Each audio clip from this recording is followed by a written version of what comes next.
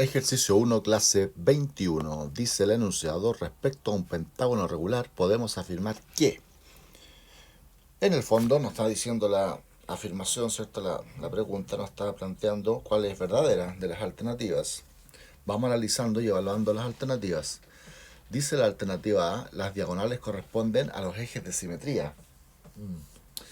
Si bien es cierto, un pentágono regular tiene 5 ejes de simetría, no son, ¿cierto?, precisamente las diagonales. Para que lo puedan visualizar, ¿cierto?, claramente, vamos a dibujar acá un pentágono regular.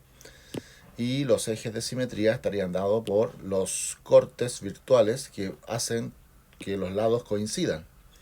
Esa es como la definición de un eje de simetría. Por ejemplo, por ahí. Por ahí. Eso sería un eje de simetría.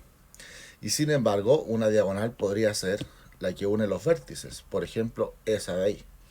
Entonces no corresponde, porque este punto, en el fondo, llega al punto medio, ¿cierto?, del segmento y no al vértice. Y las diagonales, por definición, unen vértices con vértices. Es decir, diagonales tendríamos, ¿cierto?, estas.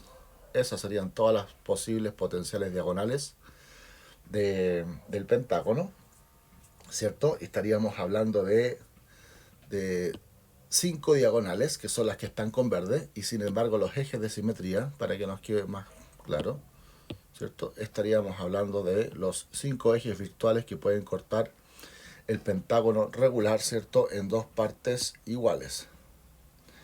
No solamente que sean congruentes, sino que si yo los doblo, imagínense que la figura fuese de papel. Si tú la doblas, tienen que coincidirte los vértices. Entonces, el eje de simetría no es cualquier línea, es una que hace coincidir los vértices al doblarse por el eje de simetría. Ese es el concepto o el principio de un eje de simetría. Acá tenemos otro eje de simetría. Entonces, las líneas con negro, que son 5, son los ejes de simetría, y las líneas con verde son 5 y son las diagonales, pero no son coincidentes. Ahí lo podemos apreciar claramente, para que tengamos ese concepto claro. La alternativa A quedaría descartada. La B nos dice tiene exclusivamente un par de lados paralelos. Bueno, acabamos de poner uno que no necesariamente es así. Una vez más, el señor Pentágono sale aquí a la palestra. Y en este caso, la forma regular del pentágono no tiene ningún lado paralelo, ¿no? Es decir, que tiene exclusivamente un par de lados paralelos. Eso que está promoviendo ahí estaría siendo un pentágono, pero de características no regulares, que sería como la figura así, parecido a las figuras de química, ahí, en la cual este lado que está aquí es paralelo con ese lado que está aquí. Y ese sí sería un pentágono, ¿cierto?, pero no es regular, que tiene exclusivamente un par de lados paralelos. Por lo tanto, la alternativa B también nos quedaría falsa.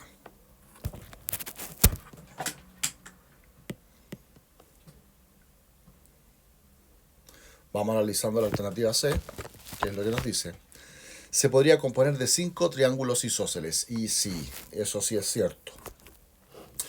Todos los polígonos regulares se pueden descomponer en triángulos isósceles, donde la altura es el apotema, que se llama. Y a excepciones de las figuras que son hexagonales, el hexágono regular se puede descomponer no solo en triángulos isósceles, sino que también equiláteros. Son equiláteros los triángulos, pero eso es porque es un hexágono. 6 lados. Todos los restos, ¿cierto? Y el hexágono después iría en múltiplos de 6. O sea, después vendría, ¿cierto?, la figura con 12 lados, la figura con 18 lados, y así sucesivamente. Pero todo el resto de las figuras se puede descomponer siempre en triángulos que son isósceles. En este caso, demostrémosles cuáles serían los triángulos isósceles de que estamos hablando. Serían los que van unidos, ¿cierto?, al centro de la figura. Ahí más o menos serían los 5 triángulos isósceles que estamos hablando. ¿Y por qué son isósceles? Los dos lados son iguales, los que lo conforman. Las bases, que son la arista o los lados del pentágono regular, es distinto, de distinto valor. Recordar que un pentágono sumarían, ¿cierto? Yo siempre me acuerdo de esta manera. Todo polígono regular, todos, incluyendo el triángulo, todos. Si tú proyectas los lados, puedes obtener el valor de los ángulos exteriores. Y todos los ángulos exteriores tienen que sumar siempre 360. Oiga, pero eso no era válido para el triángulo, para el cuadrado, para el pentágono, para el hexágono, para el octágono, heptágono, nonágono, etcétera. Todos los regulares, todo polígono regular suma 360 grados sus ángulos exteriores. ¿Para qué me va a servir eso? Porque si son 360 y son 5 de estos